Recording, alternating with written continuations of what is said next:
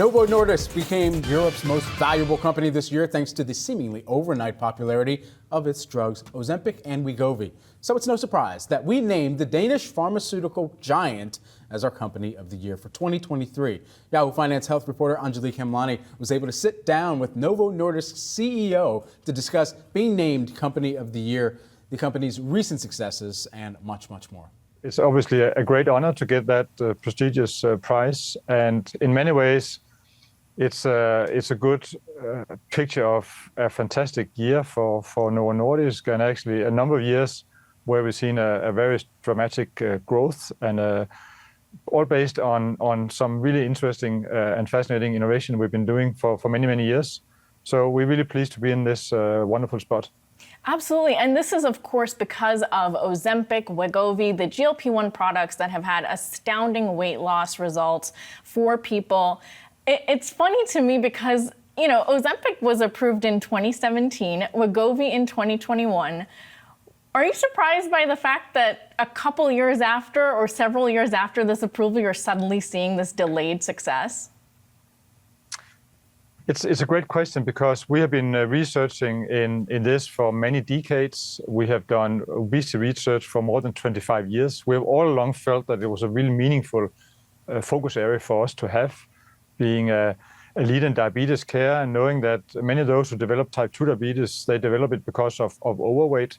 So why treat the disease if you can actually prevent it by addressing the underlying causes? But we also know that for many years, anti-obesity medicine was not widely used. And they were not all delivering up against patients' and physicians' expectations.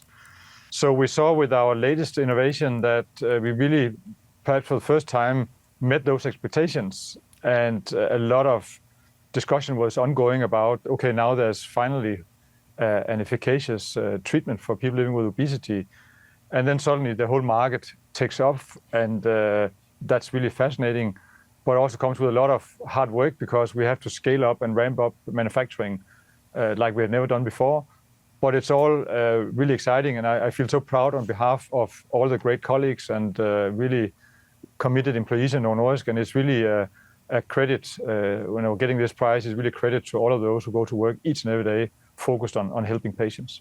Yeah, I'm so glad you brought up the manufacturing. You're investing a lot in that, about $4 billion for the upcoming years to expand manufacturing almost directly as a result of this.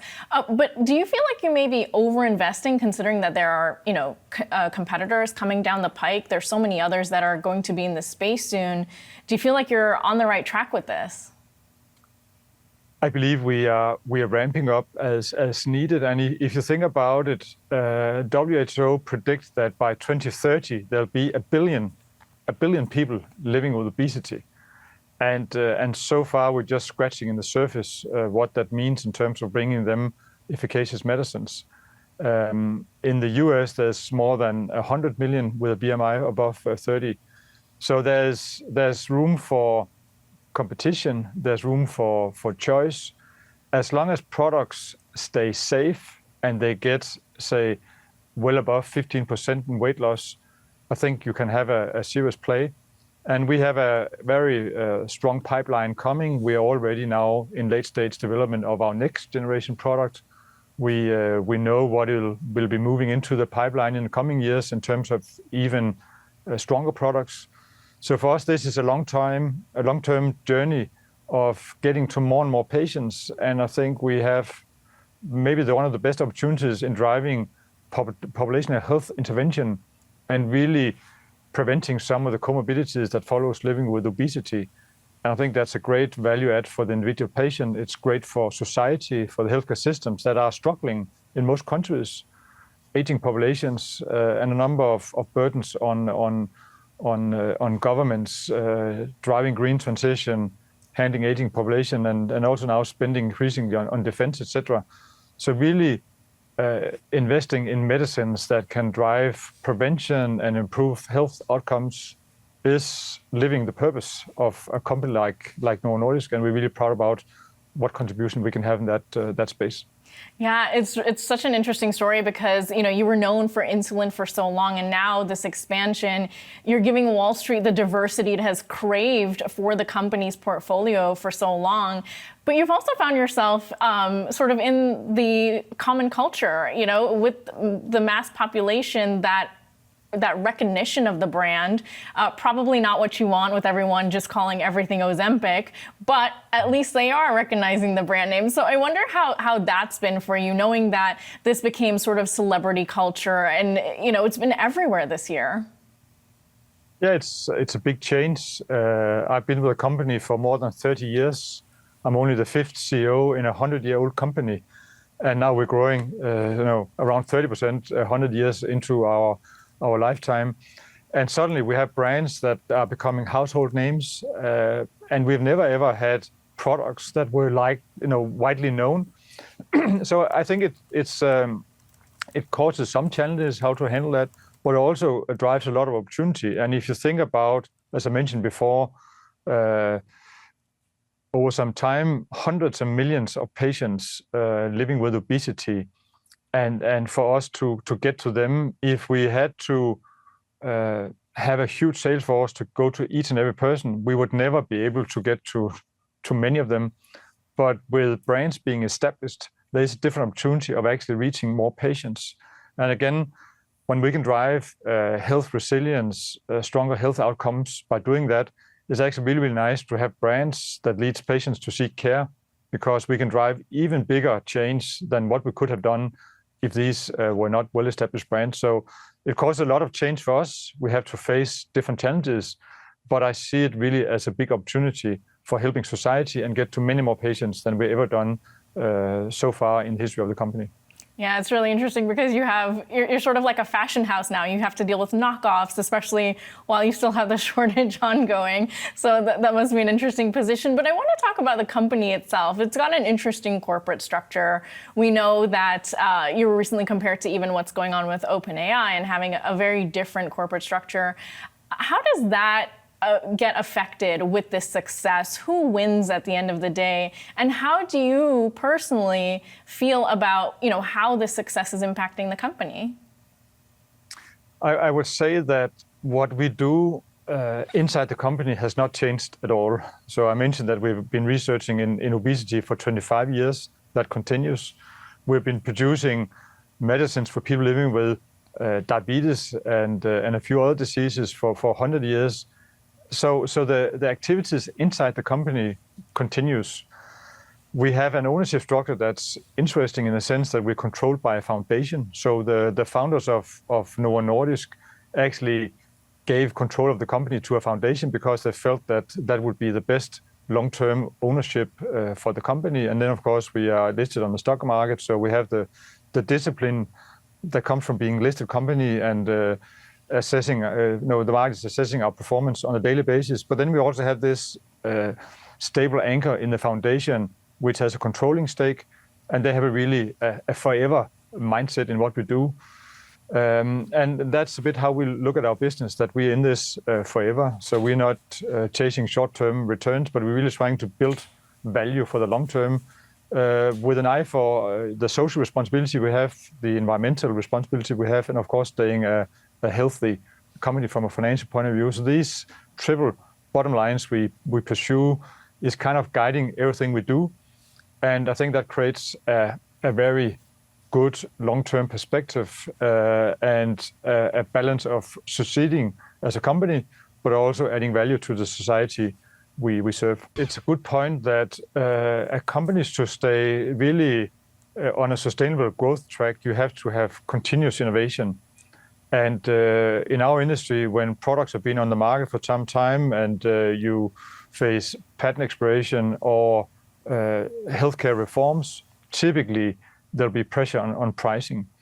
So we see now that our long-time short-acting insulin family of products in the US is now being included in this new approach to negotiate pricing by the government. And we'll have other products potentially in the future being included in that. But what we are focused on in Novo Nordisk is really to continuously drive innovation. And as long as you succeed in being innovative in our industry, you'll be adding value based on bringing better and better versions of your prior products. And that's the way to get to more patients and also protect value because you bring a better offering. So whether it's always bringing complications when you have to face government interventions and negotiations, it just underlines the importance of having a strong strategy that's focused on bringing better and better products to patients. And if you succeed with doing that, then you have the growth trajectory of what we see in Novo Nordisk today. And a company that's even turning 100 years can still be in its strongest position because over decades, continued innovation has led to stronger and stronger medicines. So yes, it's a challenge to deal with, but it's also a call for just having a continued focus on how we as a company add value, and that's via our scientists, the innovation we bring to patients. I wonder, you're now at this juncture where you finally got to the finish line on finding the sweet spot, that magic number that everyone's happy with in terms of the weight loss. And you've talked a lot about how all of this is because of where we are in society today, how we live, what we do, and how it's different from, when you were younger. So we've seen a lot of sort of doomsday predictions for other sectors as a result of the success of this drug or these drugs. What do you think about that? There's everything from food and beverage to airlines, clothing, apparel, potential gambling and addiction benefits. How do you think that that's going to pan out? Do you think it's really going to have that much of an impact? Yeah, it's a great question, and it's really fascinating for us to reflect on how big an impact we might have. So when it comes to consumption of fuel for airlines, some of the medtech companies involved in sleep apnea, dialysis, to drinks and snacks companies, etc. I think there'll be an impact that is coming over many years. So I think it's maybe a bit dramatic what is being depicted right now. But of course, it reflects that when you assess the value of a company and you discount the future cash flows to today's value, it's of course the impact over many years that's then reflected in today's price, and then you see sudden reactions. So my view is that some of those reactions are perhaps a bit exaggerated, but there's no doubt that with the intervention we see now with the GLP-1 based medicines, you see significant shift in consumer behavior, and some of these categories will be impacted. I think it's gradual or quite some time. So my base view is that it's perhaps a bit of an overreaction, but I take it as a strong sign of what is it actually, say, the power of the medicine we're introducing now is having on society, which of course is then also leading to that there is a strong case in actually paying for that innovation coming from Novo Nordisk.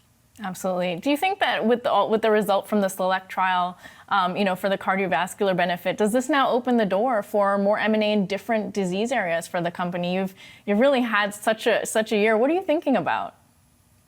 Yeah, it's a good point that we can see that when we take our molecule into new settings like cardiovascular disease, you're also touching upon kidney disease and other adjacent disease areas. That means that we are expanding our growth platform, and we have a disciplined way of expanding. So we follow a molecule to a new market, and then we can start building there. So we are right now looking for assets and acquiring and in-licensing assets in the cardiometabolic space. So it's the development of semaglutide in first diabetes and obesity, and the broader application of that creates a platform for us then to do non-organic deals and acquire innovation from outside and really, say, complement and bolster our position in new therapeutic areas. And I think that's a very interesting growth strategy. And it's also needed, as Novo Nordisk has, to replenish our pipeline going forward, and that takes more and more assets. But we're starting early, and I'm quite optimistic in terms of how we can build value by taking early assets in and then add value to those assets, and thereby value to our shareholders, compared to if you buy marketed products or late-stage assets, you typically have to pay fully up, and there's limited return to our shareholders. So we would like to do it early add value to it and take the risk and hopefully also the earnings that comes from that. Company of the year, Novo Nordisk, isn't the only player in the weight loss drug space. Eli Lilly also has emerged as a major competitor with its type 2 diabetes drug Mounjaro and its new weight loss counterpart Zepbound. We want to take a deeper dive into this competition, into this space. We want to bring in Lee Brown, Thurbridge, a global sector lead for healthcare. And we also have Damian Conover. He is Morningstar's Director of Equity Strategy. Plus, we still have Anjalee Khemlani and Brian Sazi here sticking around for the conversation. All right, Damian, let me start with you just in terms of the fact that you have now spent years covering this space, the excitement that we've seen around these new weight loss drugs over the last 12 months. Have you seen anything like it before? It's really unique. We really haven't seen something like this. The drug development space looking at obesity drugs has been a focal point for decades. And we really haven't seen the efficacy until recently with Wegovy and subsequently Zepbound. So you're talking about the ability to reduce weight. Historically, you got sort of in that 5% weight loss. Now you're pushing into the mid-teens and even close to 20%.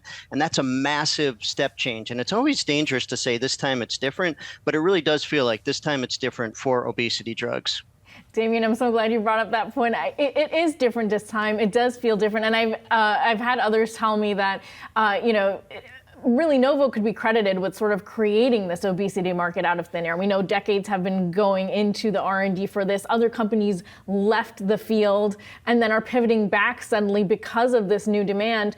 Do you think that there's enough room, enough cushion for Novo and Lilly to sort of take over the market once again and go head to head before anyone else shows up? It's a great point. I think the first mover advantage is definitely in Novo Nordisk and Eli Lilly's hands. They both have great drugs on the market that will really start the penetration. You think about penetration right now in obesity, it's around 2%, and that's very, very low. And you think about the ability of GLP-1 drugs, that's what Wegovy and Zepbound are. You think about their penetration rates in diabetes. If we can see that mirrored in obesity, you're talking about a huge rampway. And so I think over the next couple of years, this market is really going to be dominated by Novo and Lilly. But like you said, there will be more competition. We're seeing a lot of acquisitions take shape. Roche, Pfizer, Astra, Amgen, all these companies are likely going to be in the market, but not in the next couple of years, more like the next 3 to 5 years. And at that point, competition is going to probably bring down price. You'll probably see market penetration increase. But in the near term, this is Novo and Lilly's market. Lee, just given where the market could end up here over the next decade, do you think Novo's stock is undervalued? Can't comment on valuation. I certainly will say that these will be the blockbusters of all blockbusters. Consensus has these drugs going to north of $60 billion over the next five years or so. And as everyone on the panel has commented, that's going to remain a low penetration rate. So I think the future is very bright for all of these companies. Lee, ultimately, just kind of to add on to that then, what type of additive in terms of growth prospect are you expecting for all of these companies? Is there kind of a multiple that you're layering on over the next year, 2 years, and where that demand curve moves from here? Yeah, I mean, I think you folks said it best. It's anyone's guess in terms of the exact trajectory. What I will say is it's going to be harder and harder for payers to push back in a value-based care mentality. What I mean by that is we're trying to push cost in this country to the lowest setting. So stop having people come into the ICU for heart attacks or stroke or dealing with spine implants or AFib.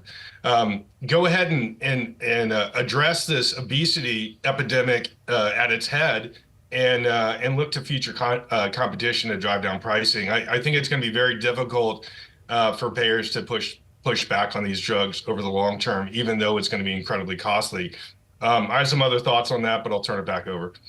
Well, maybe this fits into what you were going to say, but I wonder also about, the prospects for Novo now as having been long just a diabetes company. We know they have other sections of their portfolio, but it has been largely just insulin and diabetes products.